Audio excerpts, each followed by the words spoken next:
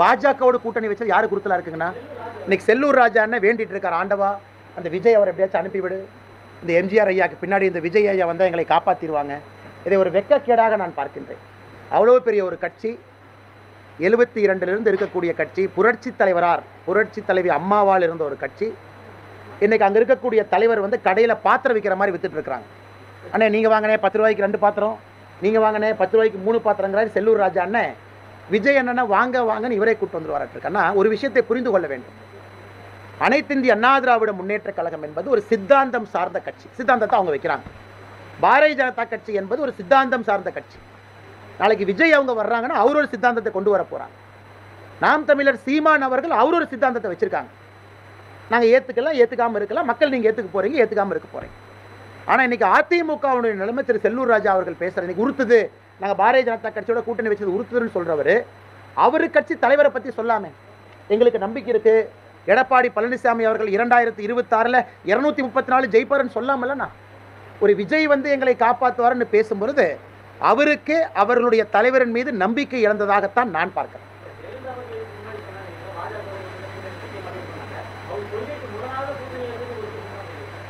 அப்படி சொன்னாரண்ணா. அப்புறம் கூட்டணி வைக்கும் போது அவர் ஏன் கூட்டணி வச்சாருங்க? நான் அப்பயே சொல்லியிருக்கலாமே, நாங்கள் கூட்டணிக்கு வரமாட்டோம், கதவு இழுத்து பூட்டிடுறோம், பூட்டை மாட்டிட்டோம், அப்போ சொல்லியிருக்கலாமா இல்லைங்கண்ணா? ஆனால் நாங்கள் யாரையும் வலுக்கட்டாயமாக நீங்கள் வந்து எங்களோட கை கோருங்கன்னு யாரையுமே கூப்பிடல.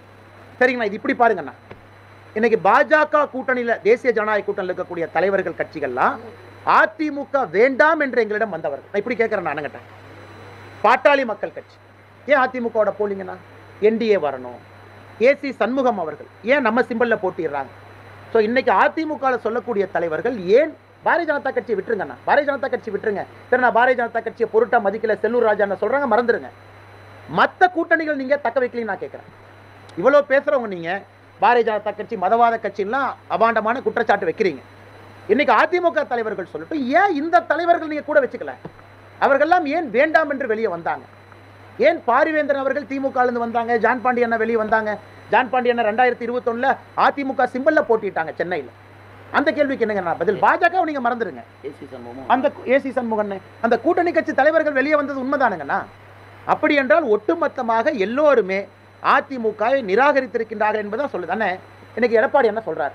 அண்ணன் என்ன சொல்றாரு?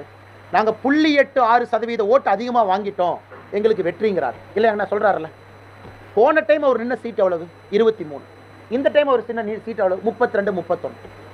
9 சீட் அதிகமாக நின்று போன டைம் ஹிஸ்டாரிக்கல் லோ 19%, இந்த டைம் 9 சீட் அதிகமாக நின்று 0.8% அதிகமாக வாங்கியிருக்கேன்னு ஒரு முன்னாள் முதலமைச்சர் தம்பட்டம் அடிக்கக்கூடிய நிலைமையில தான் இன்னைக்கு அதிமுக இருக்கு.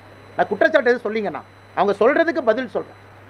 நீங்க உங்க கட்சி எப்படி வளர்க்குறதுன்னு வேலையை பாருங்க. தினமும் உட்காந்து பாஜக சரியில்லை, தினமும் உட்காந்து பாஜக இப்படி, தினமும் உட்காந்து பாஜகவோட கூட்டணி வச்சனால நெஞ்ச உறுத்துது, தினம் உட்காந்து நாங்கள் சொல்கிறோம்னா அதிமுக சரியில்லைன்னு.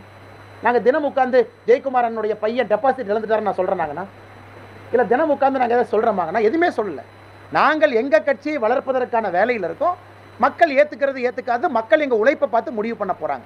ஆனால் அதிமுக காரங்க தினமும் ப்ரெஸ் மீட் வச்சு பிஜேபி பிஜேபி பிஜேபி எத்தனை நாளைக்கு இந்த பஞ்சப்பாட்டு பாடுவாங்க?